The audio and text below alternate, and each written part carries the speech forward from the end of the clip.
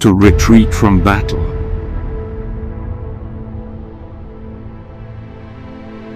To fight again is defeat. To abandon the wounded.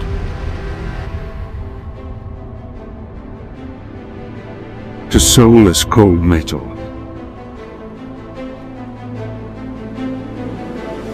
To scorch the earth. To aid your dishonor.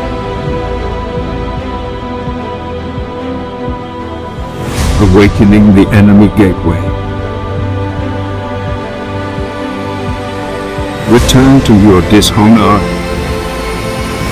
Destroy what you started. Die for your Primarch. Erase our shame. Today, I'm going to play an adapted mission from a previous edition using 9e lore and rules. We will be returning to the battlefield where first contact was made in Part 1 between the Necrons of the Finnic Confederacy and the Ultramarines on Toonworld. The battlefield since their first meeting has irreparably changed. If that's not to your liking, then thank you for tuning in, but it's now time for you to book your one-way ticket to the gunnery decks of Guilliman's Fury. There, you will get a suntan, loading and calibrating the battle barge's weapons for firing, experiencing plasma washes, unscheduled detonations, and residual radiation. So let's start with the split narrative, moving the campaign forward from Board 1 to Board 2.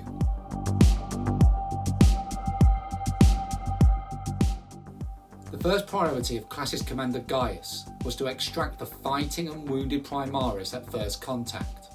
He would fulfill his battlefield role, remaining defiant in orbit of Toonworld, an immovable object, acting as a guardian over the depleted Primaris Space Marine units below. The binary thinking of the Finnic dynasty belonged to a bygone age, before their transdimensional slumber. Advances in human physiology and technology caused Overlord Namar to underestimate the threat posed by the human invaders. The firstborn Classist Commander stood at the tactical station on the bridge of Guilliman's Fury. The tactical analysis of the battlefield below proved his genetically superior brothers at best were naive, and at worst deluded. It was inevitable that the Finnic dynasty's transdimensional slumber, unshackled by the passing of time, caused Overlord Namar and his scientific court to awaken as if their entombment had not happened. Homo sapiens had evolved beyond Overlord Namar's initial design as star matter made flesh to be consumed by the Catan. Like his firstborn forefathers of the Great Crusade, facing the Emperor's enemies for the first time, the reality of death in the face of a dangerous alien race would be greater than the Primaris' superior attitude heard within the assault bays of Guilliman's Fury. In battle, Overlord Namar's and his scientific court's desire returned for their necrodermis bodies to be made flesh, as did their collective memory of the dynasty's millennium-long wait to execute their plan for the human race. Human attendants at the bottom of the evolutionary pile understood the folly of the words spoken by the Primaris before battle. The attendants kept their heads low as to not offend their masters. Inspecting the biological schematics of the slain transhumans, Overlord Namar's search came to an end when he detected markers of Necron bioengineering within the Primaris' biological enhancements. The markers were too subtle for Archmagus Dominus Belisarius Call to understand their purpose. They were designed as planned to improve the success rate for conscience transference from a sentient Necron to a transhuman bioengineered for this purpose. Humbled by their loss of their battle brothers, the surviving Primaris saw the disappointment in their human attendants' eyes. None of the surviving Primaris reprimanded them as they removed broken armour plate and depleted weaponry. The defeated Primaris were true servants of humanity, thought the firstborn commander. They now understood their purpose as protectors of humanity's future, from serfs to lords and everything in between. Before their enforced entombment, Overlord Namar's scientific court managed to successfully transfer the sentient memory engrams of a cryptek into a progenitor human. He believes himself to be, and known by the Imperium today, as the Emperor of Mankind.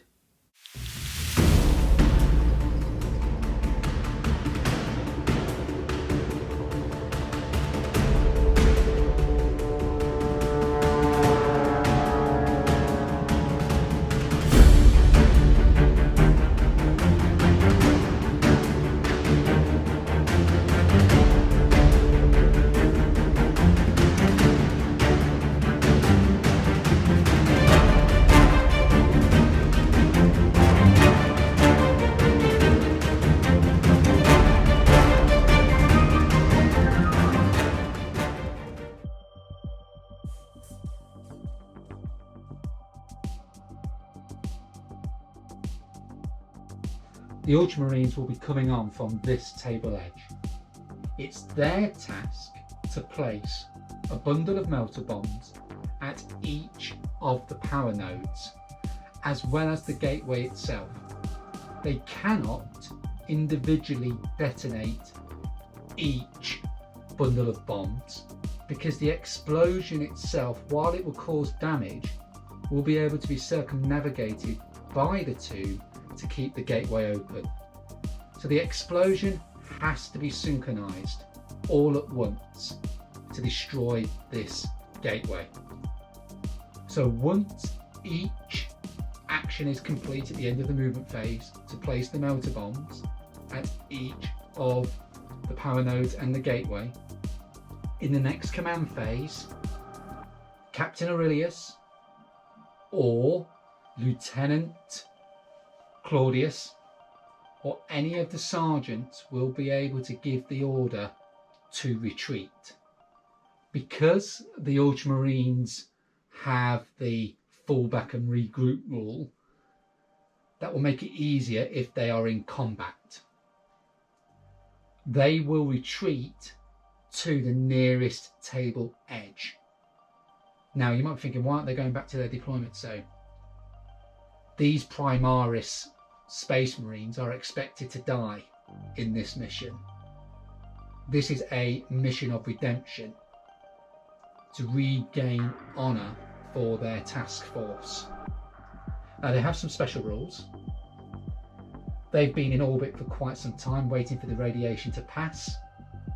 So this is a planned orbital assault. So any reserves that come in via deep strike can do so from the first turn. They also have the ambush rule. So any troop choice which is unable to infiltrate will be able to do so in this battle and start on the board rather than on the table edge. As you can see, the board has been split into 4 quarters.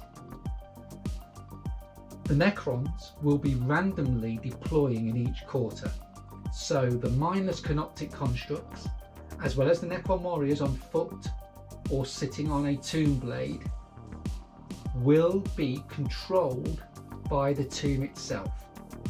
So I'm going to be rolling a d4 to determine where they're going to be deployed, which quarter they're going to be deployed in, and I'll be measuring from the center point of that quarter using a scatter dice to determine the direction of their deployment, and I will then use the range of their movement in that direction from the center point to deploy in.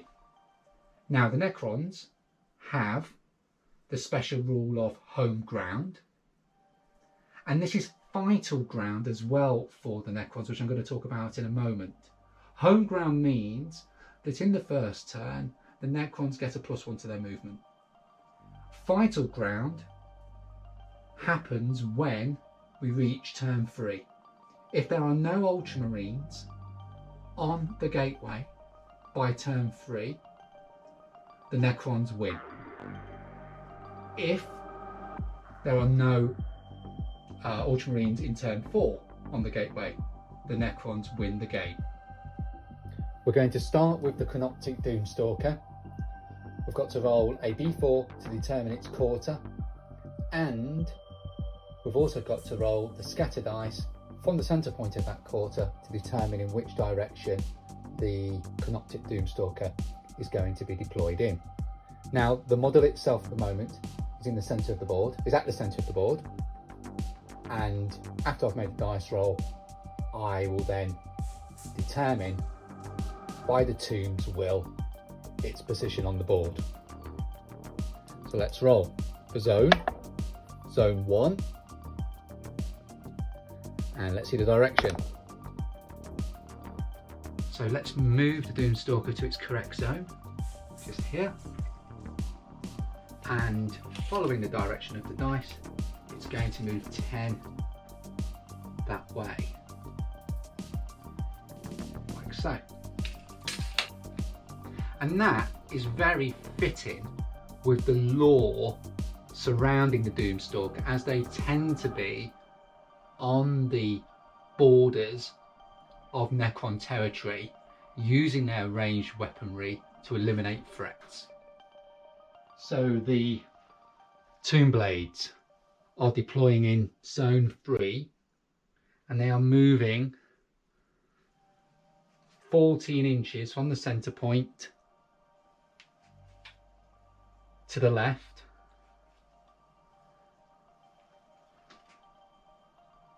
which is in keeping really with the lore. Again, I would imagine that these Tomb Blades are encircling the perimeter of this battle zone, waiting for the enemy to approach. So 14 inches is their maximum move. It's going to put them right on the table edge. But again, while that might not be very good strategically at the moment for the Necrons, being positioned so far away from the Ultramarines deployment zone, the random nature of patrolling a war zone often means the defenders are not in the right position at the start of the battle. Let's determine then the zone for the Wraiths, who are in the centre of the board at the moment, waiting for the tomb to tell them where they're going to be positioned. So they're in zone 2, which direction? Again, about 90 degrees. So as you can see, the Necron forces, only after 3 deployment moves, are very much scattered across this board, and that represents them making sure that there are no threats to this gateway.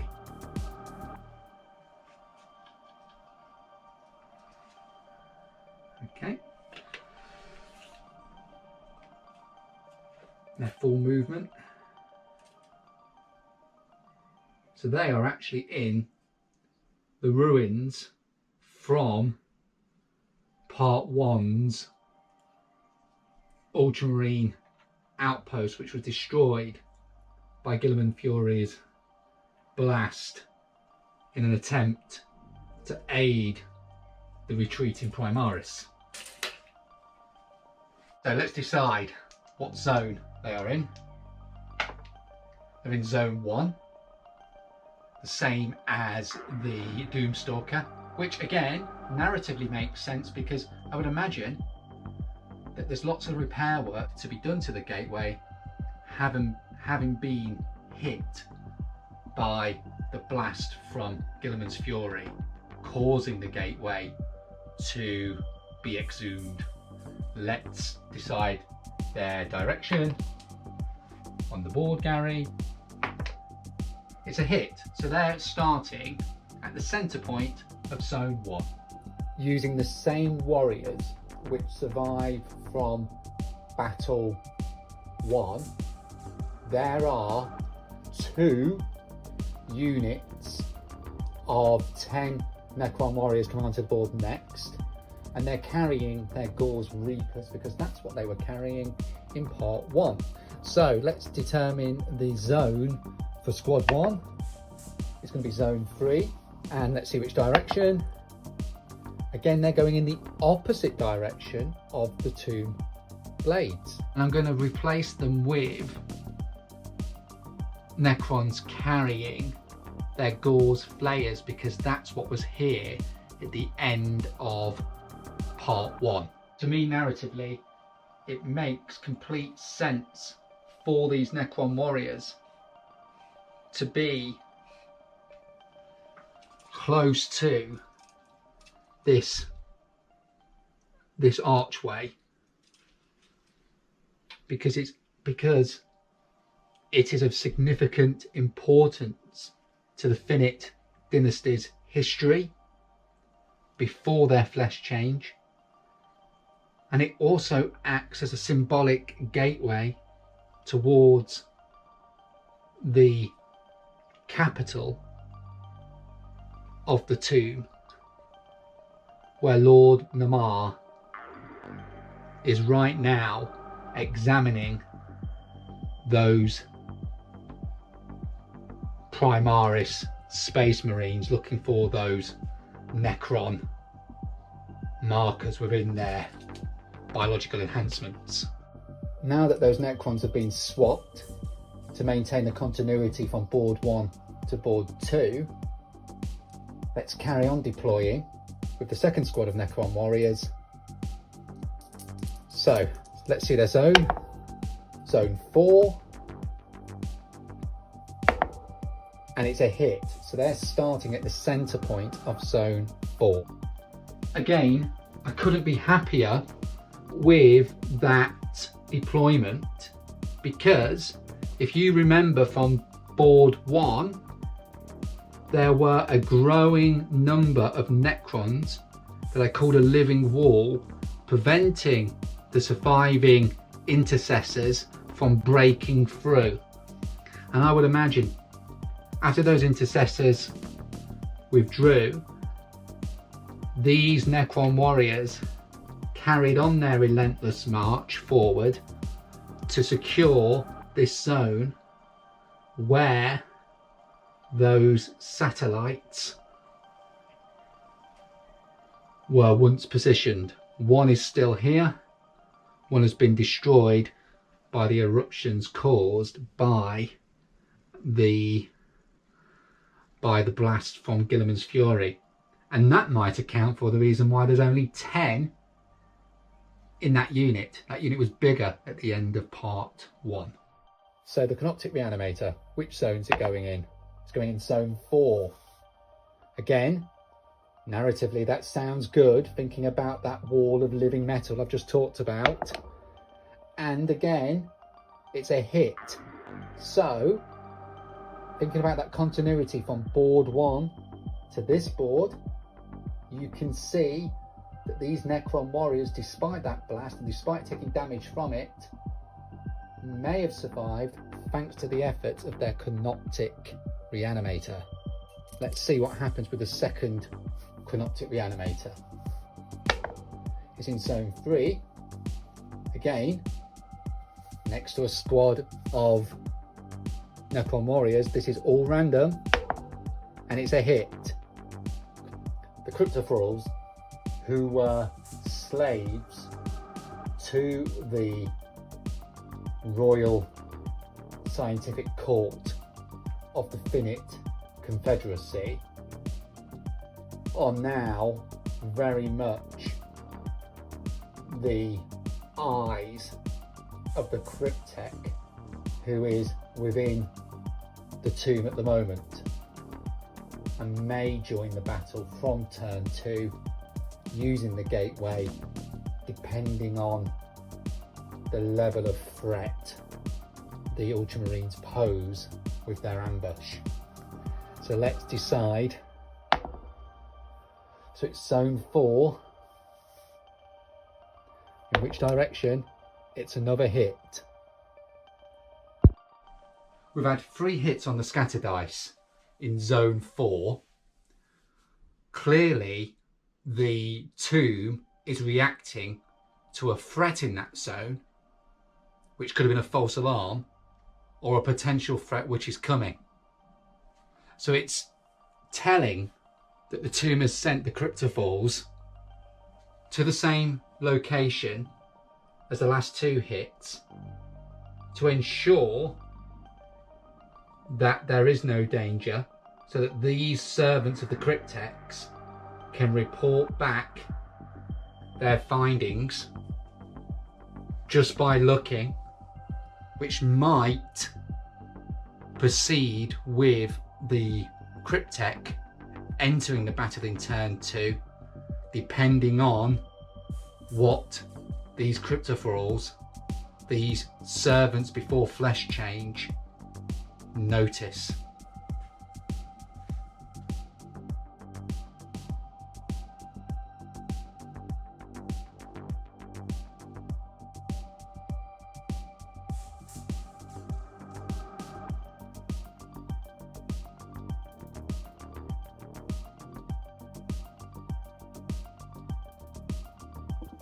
Now that the sentient Necrons have deployed to protect the gateway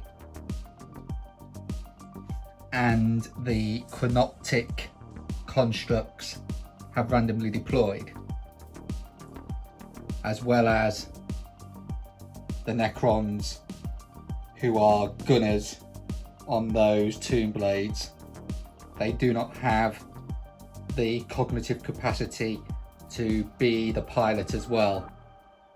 And the Necrons on foot.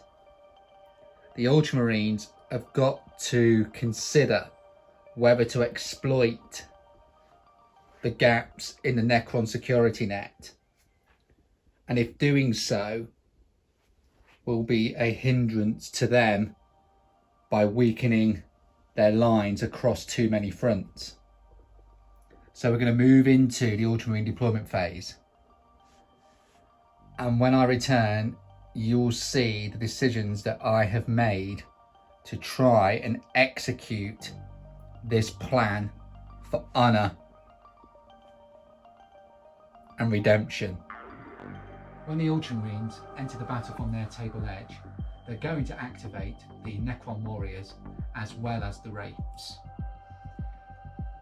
That means the Ultramarines have got to think carefully about how they use those gaps in the Necron security to their advantage without damaging their chances of placing their bundle of melter bomb charges.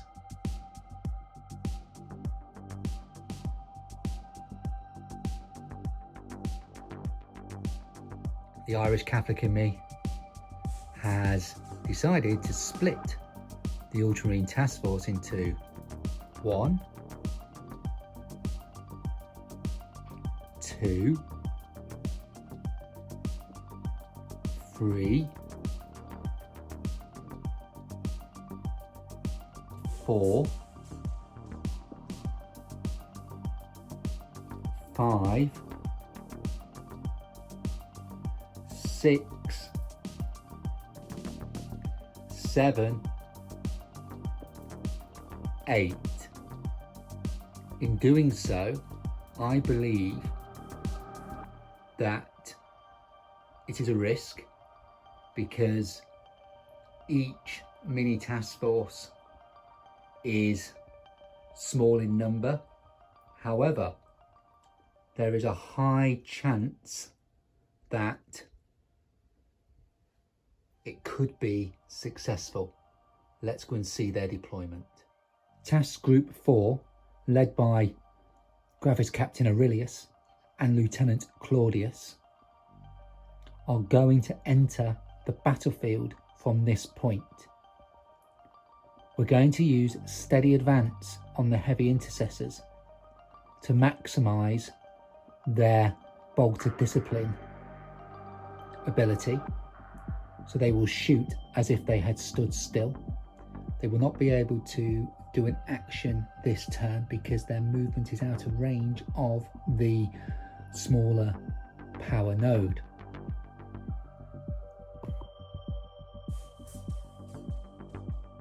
Task Group 3 are going to enter the battle from this point, unleashing their plasma technology into the unsuspecting Wraiths.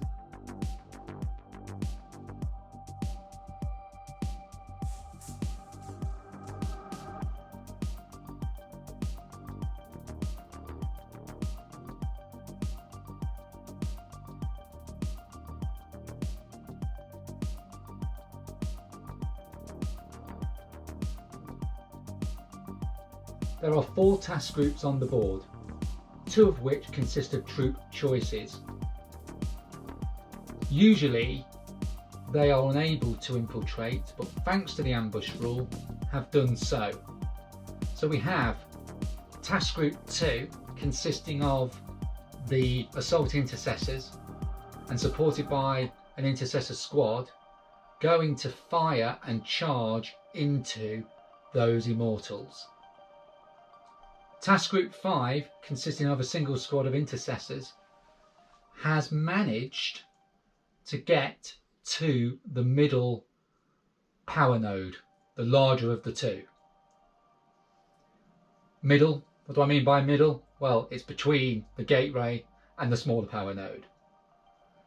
We then have 2 other task groups. Task group 1, which is very much isolated from the rest of the Ultramarine task force, but has a specific job to do. You can guess what that is.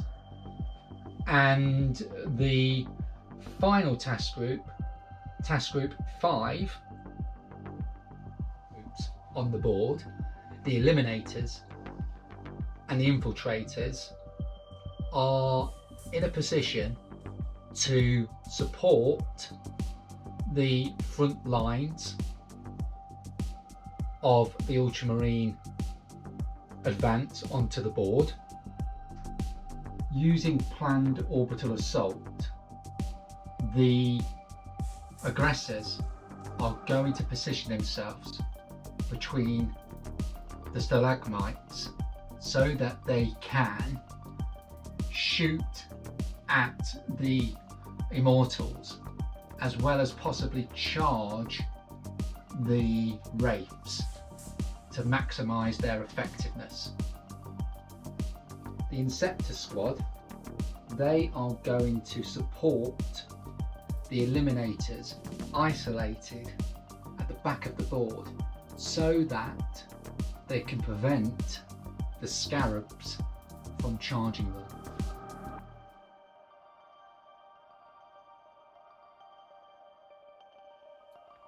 And there you have it. The Ultramarines have successfully infiltrated the first contact battle zone in an attempt to destroy the gateway unearthed by the blast caused by Guilliman's fury.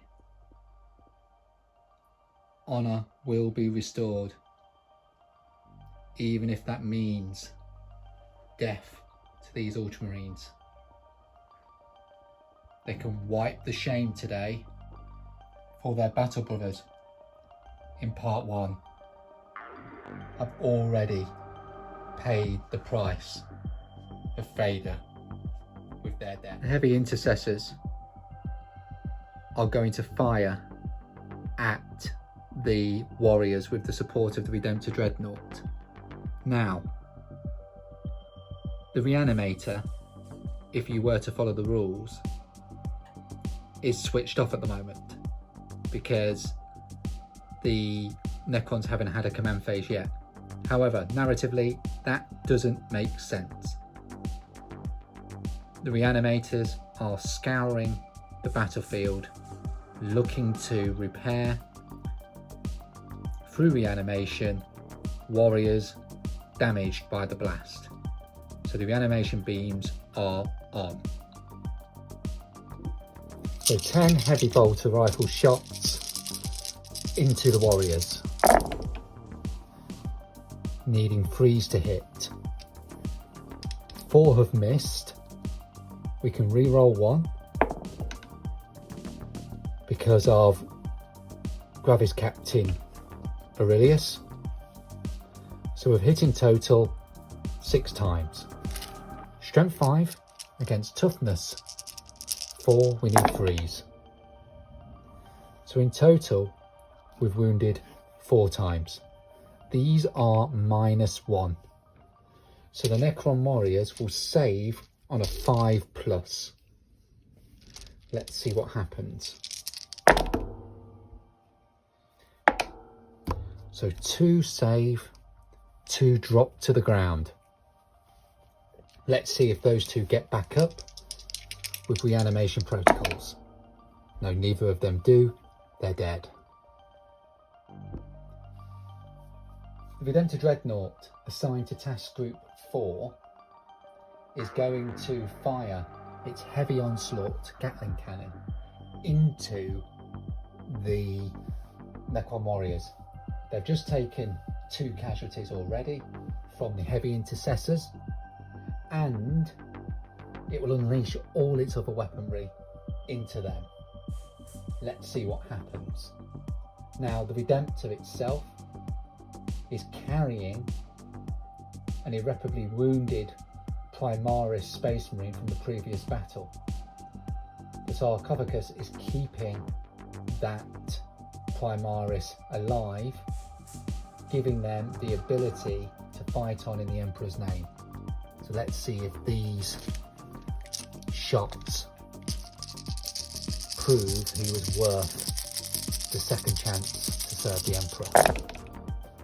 Okay, well, after that, clearly not. So the 2s need to be put to one side because I can do nothing about those. I can, however, re-roll 4 of the 1s. Good news for the Necrons though. Okay, so it is Strength 6 against Toughness 4.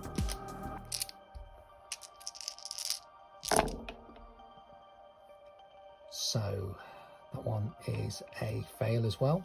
So we've wounded 6 times. We're in the heavy doctrine, so it's +1 onto the AP. So it's -2. So these Necron warriors need 6s. And there are in total 6 to save. Let's see what happens. So we save 1. How many reanimate on a 5 up? 2 reanimate, 3 die.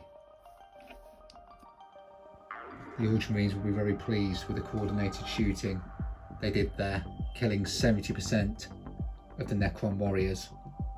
That will make it easier for those heavy intercessors to place their charges on the smaller power node next turn as an action.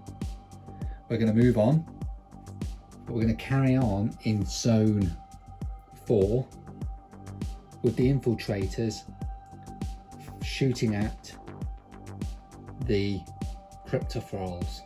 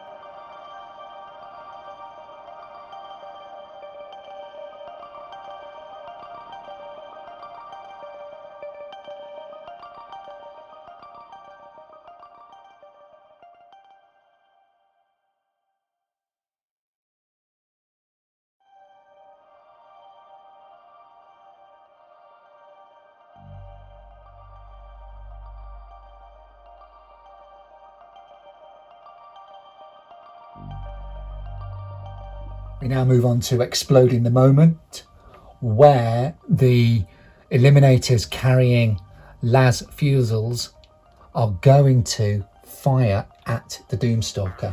Potentially, they could drop this Chronoptic construct's wounds to 1. Yes, it has a containment field save and will regenerate 1 wound in the command phase thanks to living metal, but you never know. We need freeze to hit. Well, we do know now. Okay, so it is a heavy heavy one. We are in the Devastator Doctrine, so it's going to be -4 rather than -3. These are strength 8 against toughness 6. We need 3s. So they both wound. For drama, I'm going to roll my containment field individually. First one saves. Does the second one cut through? It doesn't. We know which way the Doomstalker is going to turn when it gets its opportunity to fire back.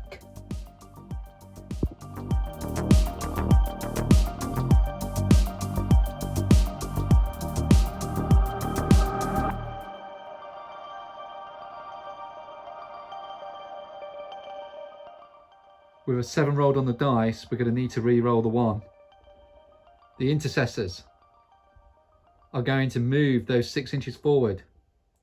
And as they do so, the Immortals are in half range of the assault intercessors, needing 6s to hit.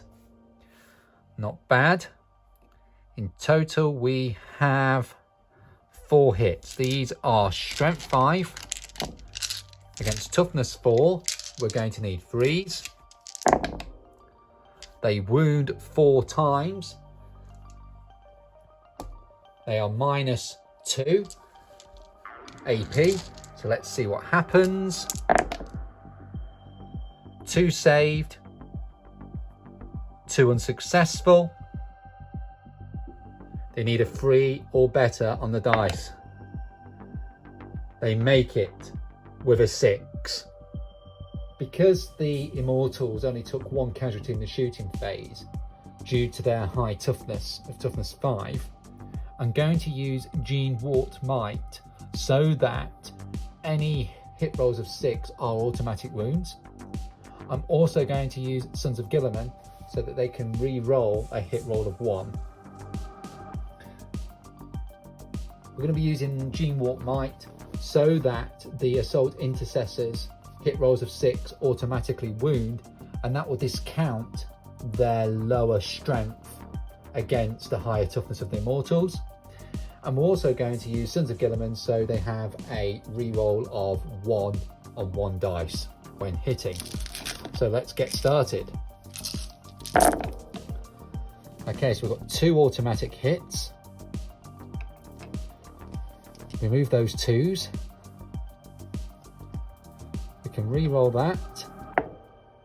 So altogether we've hit 8 times, sorry, 9 times, but 2 of them are automatic wounds because they're hit rolls of 6. These here we need 5s. Not bad at all. So in total we have caused 5 wounds. They are -1, so we need 5 4-ups. 1 of the Immortals is dead, but let's see if it gets back up. It doesn't. 5 attacks back. They hit 4 times. Strength 4 against toughness 4. We're going to need 4s to wound. We wound twice. 2 saves, a 3-up, both saved. The Dreadnought into the Wraiths, yes, in. 4 attacks with the Redemptor Dreadnought against the Wraiths. It had to charge them because despite all that plasma fire, only 2 Wraiths were killed. So we've got 4 hits in total. We need 2s to wound because these are strength 14 against toughness 5. I'm going to re-roll that one. Excellent. So in total we have 4 wounds to save. We'll do them individually for effect. Going to have to use their Wraith form save. Let's see what happens. First one saved. Second one fails. So it's D3 plus 3. 1 Wraith has been killed. Saved. Second Wraith will be killed. and that will be for 5 damage. So we need to make 6 reanimation rolls and hope at least one of the wraiths stands back up. I doubt it, with probability in play, but let's see. Well, one wraith gets back up, another one dies. The Inceptors into the Scarabs. Their firing was largely ineffective. Let's see if they can get into combat. They do, with a resounding 11. Hammer of Wrath. So 2 mortal wounds are taken. So the Hammer of Wrath was really useful. It's reduced the base to 2 wounds. We're going to also use another stratagem called Unyielding in the Face of the Foe, because the feeder mandibles of the Canoptic Scarabs cause 1 damage. Any that succeed in doing so, the Inceptors will get a +1 to their armor save. So let's make a start. We need 3s to hit. Yuck. That is revolting. We need 3s to wound. 2 wounds. 2 saves of 6 up. We'll kill a base. So 1 base is gone. Does it reanimate? No. I suppose for those Inceptors it's difficult to swat Scarabs carrying those big bolters. So let's see what the swarm of Scarabs does. Needs 4s to hit. Okay.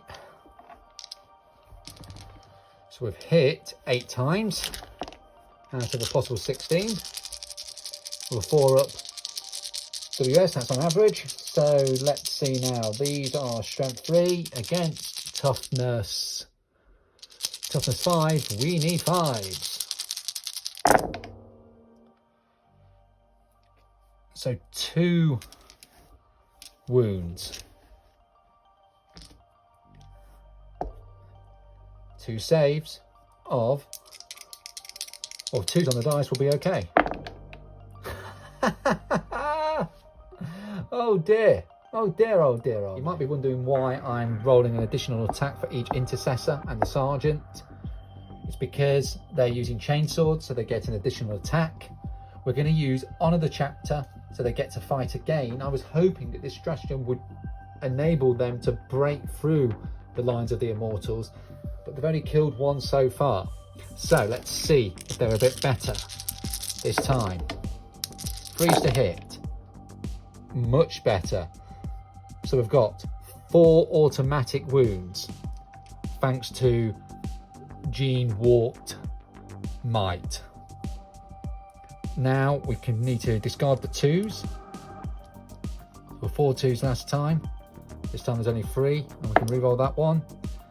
Unfortunately not.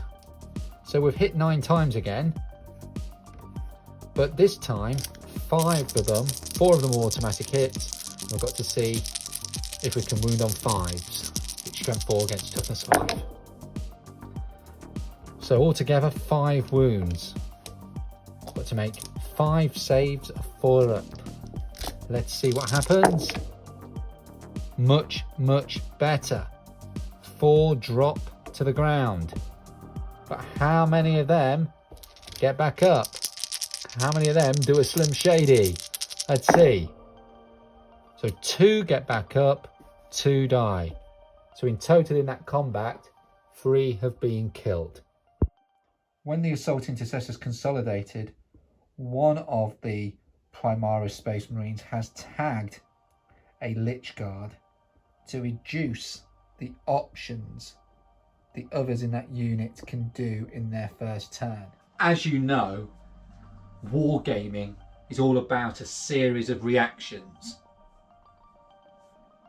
However, you can mitigate some of those when you deploy. So you can determine how a game is going to be played by the placement of your models. on the board. That's common sense. However, in this battle, the Necrons do not have that luxury because it's an ambush. Narratively, it makes perfect sense for that to be the case.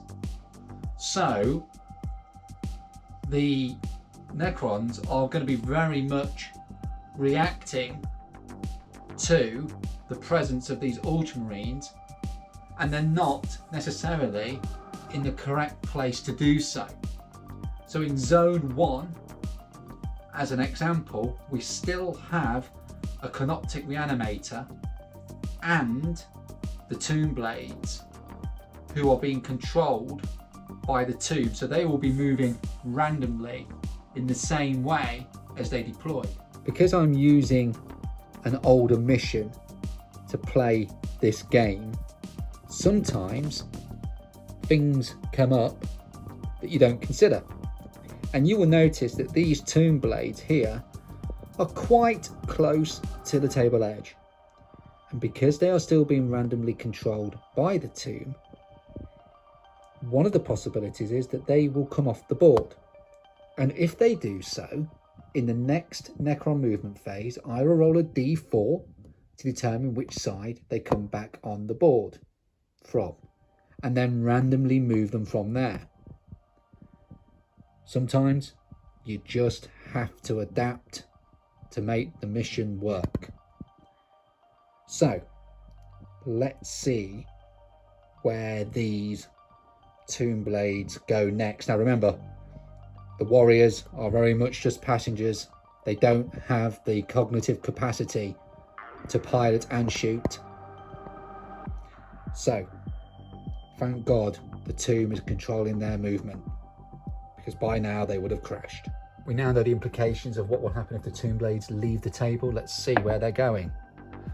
Yes, they are going off the board, I'm afraid. They will return in the Necrons' turn 2. Everything else has either been shot at or is in combat. So they are now able to freely move to protect this tomb. However, there's going to be no coordination to the Necron response to the Ultramarine attack due to the random deployment that they started in. So it's going to be awfully difficult in this first turn to think about where models should be best placed, and instead of that, the Necrons in each zone are going to respond to the threat that was in front of them. In keeping with what we've just discussed, the Doomstalker is going to turn and face the Eliminators. To eradicate them, to eliminate them, they must be using all their gene enhancements to stay calm in the face of such a large enemy. These Necron warriors, who took one casualty in the shooting phase from the Eliminators, are going to move forward to contain this threat and try to eliminate them with their flayers. The Cryptophiles are going to support those Necrons by trying to eliminate as many of the infiltrators who fired at them, causing one wound, which was saved. As will the Reanimator and the remaining Necron warriors. They will move back, believing that with the Necron warriors moving towards these Primaris Space Marines, there's a better chance of eliminating this intrusion here.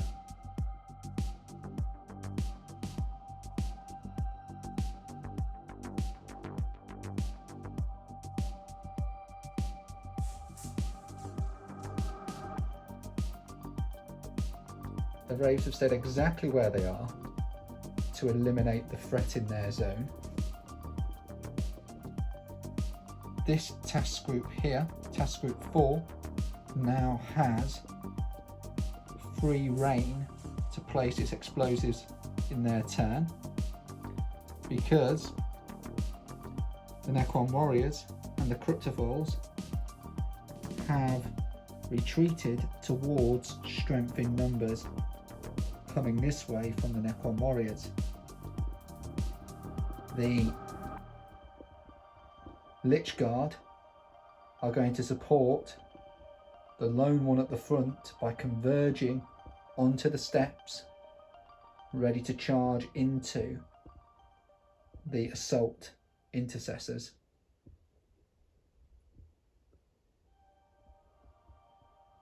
The reanimator stayed still by order of the tomb, and the tomb blades have come off the board. Maybe they will return in a better place next movement phase. We're going to start with the twin Gauze Flayers. They are in rapid fire range.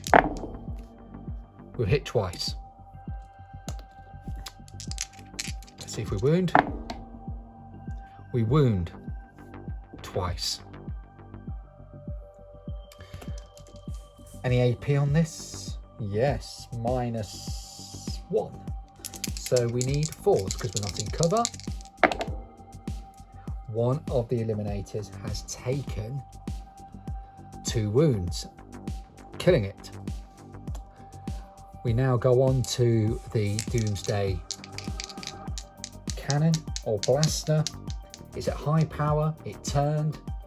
I can stationary, gets 5 hits, needs 4s to hit, hits 3 times. These are strength 10 against toughness 4, need 2s, and the AP is -5, killing the eliminators. So we have 18 Gauze Flayer hits, rapid firing.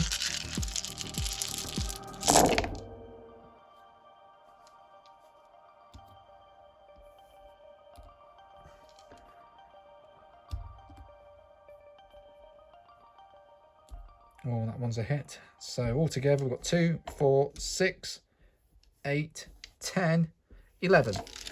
So out of the 18, 11 have hit. Strength 4 against toughness 4. We need 4s. So altogether 5 wounds. These are at -1. So let's see if they save them. Sorry about my arm there. Ugh. Ugh. 1 eliminator dead. 2 eliminators dead. 1 remains on 1 wound. Crikey. The 3 warriors carrying Gauze Reapers into the infiltrators. 3s to hit. So 5 have hit. They are strength 5 against toughness 4. We need 3s. So 4 wounds. These are -2. So need 5s. Well done, infiltrators. They've saved 3, and because of the Helix Gauntlet, you ignore the first failed saving throw, so they are absolutely fine. Unfortunately for them, they're now going to face the Cryptophoros Laser Eye, more commonly known as a Scouring Eye. So we need 4s to hit. We hit once. Oh, that could have been better. Strength 5 against toughness 4. We need a 3. It's -2, so we need a 5. One of the infiltrators takes 1 damage. We're going to use the Reanimator's Atomizer Beam against the infiltrators, who have done so well to withstand that firepower. They're cool models. I'm really pleased. It's assault free, because they are within 6 inches of the cryptophiles, a systematic figure means they're hitting on 3 pluses. So let's do it.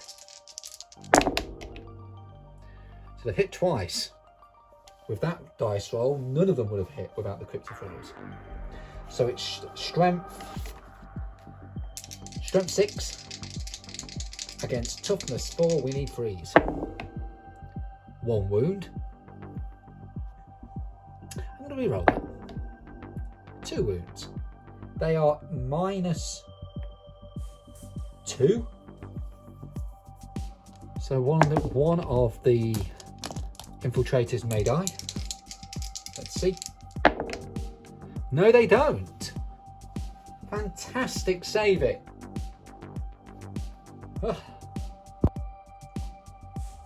Despite each zone almost being a mini battle board itself, I am largely happy with the way in which the Necrons have responded to the threat the Ultramarines pose. Yes, they didn't always succeed, but their shooting was accurate, and that's all you can do really. Now you'll notice that the Lich Guard have all converged on the one that was tagged by the Assault Intercessor. This is because I was treating those Lich Guard as sentries, and as soon as one was activated, they would all converge on that point. So they're going to charge into the Assault Intercessors. The Canoptic Construct, the Reanimator, the Warriors, and the Cryptophiles, of course, are going to charge into the Infiltrators. And even though I've been oohing and ahhing, the Necron Warriors here are going to try and finish off that Eliminator. It makes sense, really, for that to happen, in my eyes. If I were playing against an opponent right now, I think we would agree that this is a make or break moment in this battle. Depending on how well the Necrons succeed with their own charges, as well as the existing combats, will determine their effectiveness at defending the gateway. Remember, they only need to ensure no enemy models are on the gateway to win the battle by the end of turn 3. For the Ultramarines, it's a similar prospect. They need to maintain a presence on the gateway. So this is a crucial moment for them too, even though it's not their turn. So I am going to use transhuman physiology to try and keep these Assault Intercessors alive a lot longer. I'm hoping, if I pan across where we've got our Inceptors, I'm hoping the Inceptors will be able to take out a couple of bases. Well, that's wishful thinking, Gary, but really to damage them further so that they can leave combat and place their explosives. So let's see what happens next. Formality really, but the Lich Guard, how many get in? We're a resounding 10. I think that will be all of them.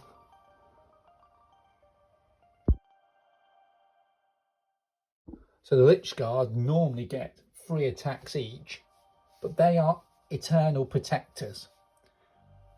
They are the ultimate bodyguard. They never tire, they never give a thought to their own safety, and they've been tasked with protecting this gateway.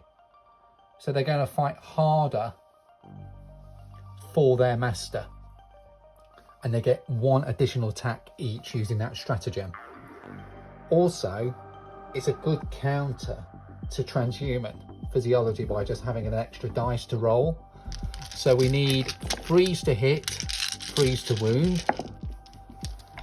Strength 6 against toughness 4. That's what I love about GW games, honestly. Number of dice you have to roll. Okay, so let's take out the ones that we missed with. No re-rolling of ones or anything like that. So we had 38 possible hits. There we go. Let's see how many we've hit with. So 2, 4, 6, 8, 10, 12, 14, 16, 18, 20, 23. So 23 hits. We now need 4s to wound. Let's see what happens. It's not too bad. It's best to move the dice to one side to see. There we are. There we are. There we go. Oops, daisy.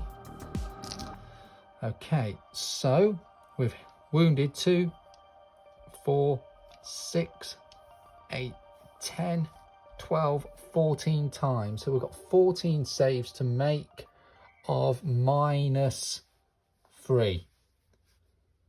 I think they're going to die. Remember, these sons of Guilliman expected to die at the start of this battle to repay the fallen from the first battle. So let's see what happens. Hey, you know what? That isn't bad, is it, really? Those 6s. Let's see how many I saved. 2, 4, 6, 7. I saved 7. There are 4 Marines there, 4 Primaris Marines. One's already taken a wound, so dead, dead, dead, dead. Just killed them. The combats across the board in each zone could be described as a stalemate. As you can see, no damage was done in any of them.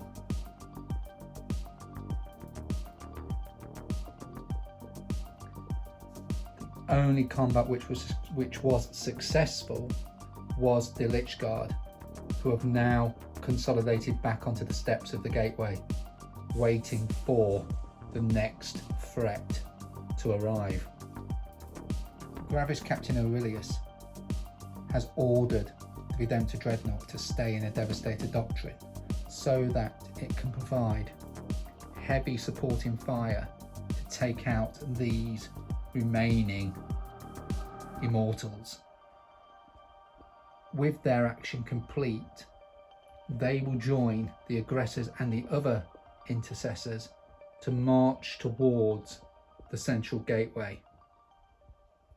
The infiltrators are going to leave combat and do the same, march towards that gateway. The remaining Eliminator is going to sacrifice himself by keeping in combat with the Necron warriors.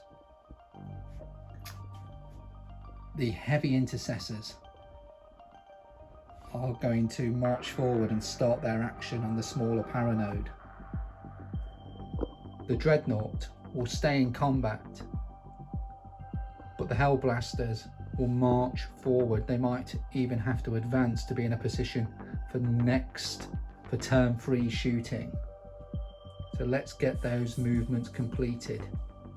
But before I do that, the Inceptors are going to leave combat, pay for a stratagem which will enable them to not have any penalty, and will start their action to place their own explosives on the gateway.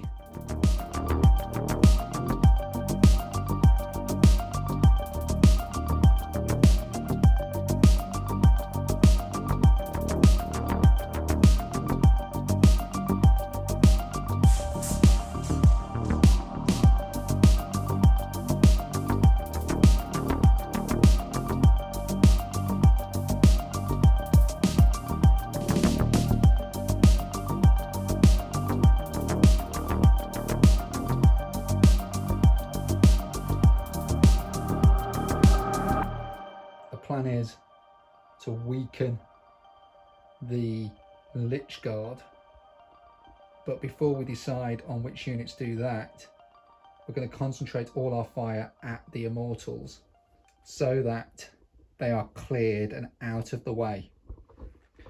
We're going to start with the Infiltrators and work our way across, and then once they are eliminated we will see how we use the other units.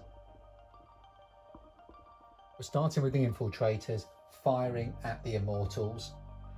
They get an additional AP because it's the tactical doctrine. However, they are at a penalty to shoot because they left combat of -1. Any 6s will be automatic wounds. Handy because their strength of their weapon is less than the toughness of the Immortals. So we've got 3 automatic wounds and the potential of wounding 4 more times. So we need 5s on here, 2 more wounds. So 5 wounds altogether, 5 saves of 4 needed.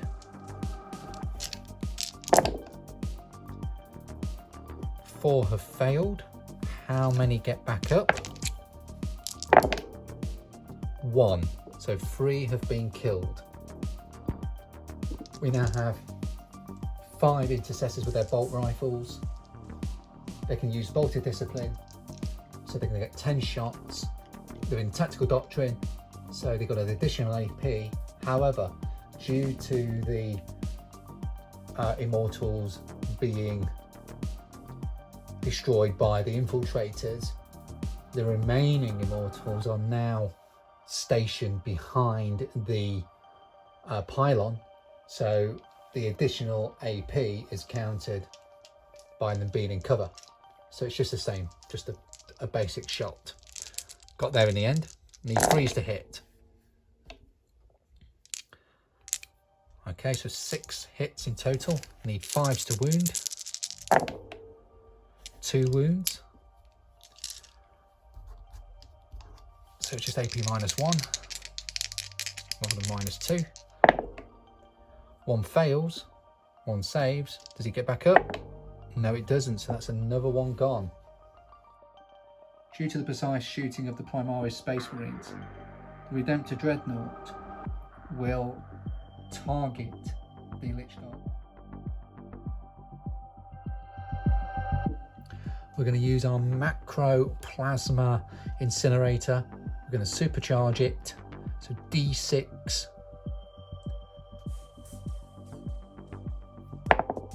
We get 4 shots. I realise we don't need to supercharge the Redemptor Dreadnought against the Wraiths, however, it's angry. So let's do it. We need 3s. Hit 4 times. Actually, we need 4s. So we hit 3 times. I've not used the reroll yet, so I'm going to do that. So we've hit 4 times. These are strength 9 against toughness 5. So we need 3s to wound. The reason why we need 4s to hit, because we're still in combat. Okay, so we've wounded 3 times. These do 3 damage each. Each failed saving throw has an opportunity to kill a Wraith. Let's see what happens individually. That's 1 Wraith dropped. 2nd Wraith dropped. 1 saves. The concentrated firing at the Lich Guard and Immortals has been largely unsuccessful. So we're now going to go into the charge phase where the Intercessors are going to charge the Immortals and the Aggressors are going to charge the Lich Guard to tie them up. So we need 3s to hit with the Aggressors using their Auto Boltstorm Gauntlet. Fantastic. So in total, we've got 9 hits. These are strength 8 against toughness 5. We need 3s. Okay, not so good. They have a 2-up armor save, the Lich Guard. If you can hear banging there, that's my window cleaner, cleaning my windows. Don't worry, no George Formby impression from me when I'm cleaning windows. Okay, so let's roll these individually, because each one will kill a Lich Guard. So we need a 5. Dead. Alive. Dead. Dead. Dead. Dead. How many of those get back up and do a Slim Shady or George Formby? Let's see. So, how many reanimate? Let's see. 1 in total does a Slim Shady or a George Formby when I'm cleaning windows.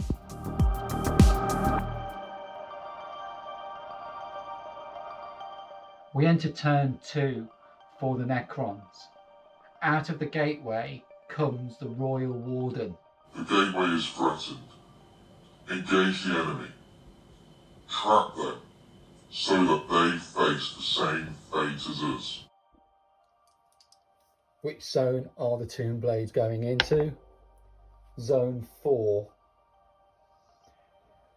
Okay. Ideally we wanted zone 1. And they're going... Actually, that's okay. That's all right. So the Tomb Blades land in zone 4, straight across. They are on the Stagmites, facing down at the Heavy Intercessors, who are trying to complete their action. Clearly the tomb has realised what's happening. Perhaps they can sense a foreign entity on the surface of the power node that's already been activated.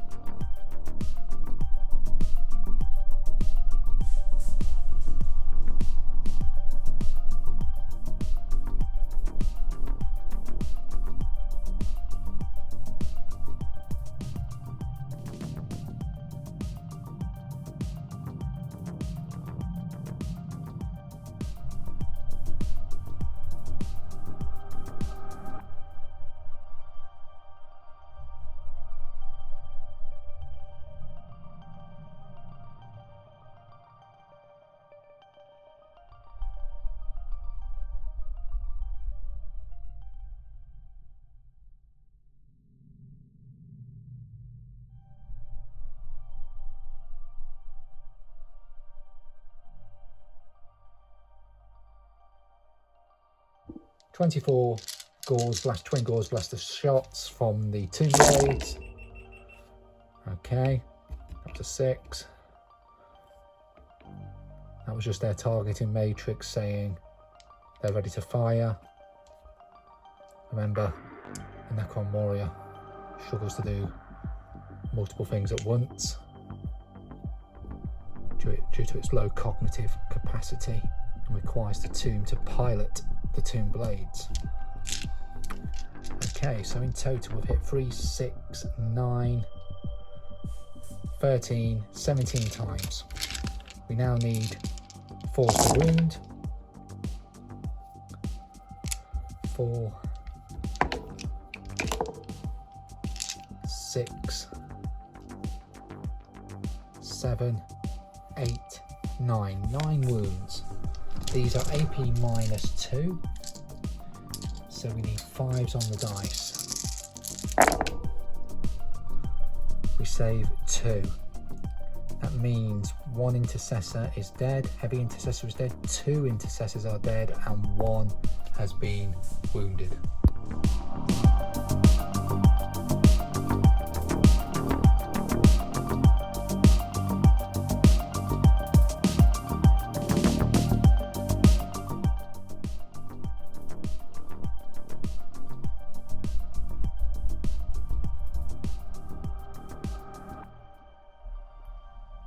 With the charges primed on the middle power node, the Inceptor Sergeant has one last thing to do.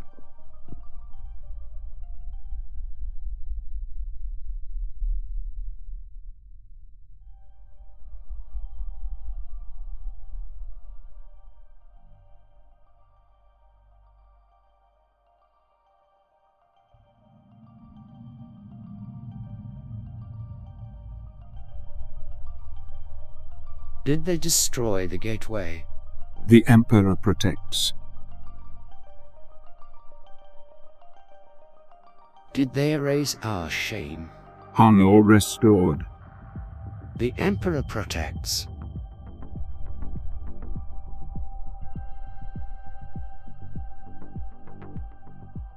There's a light, the Emperor's light. It's shining on Task Group 3.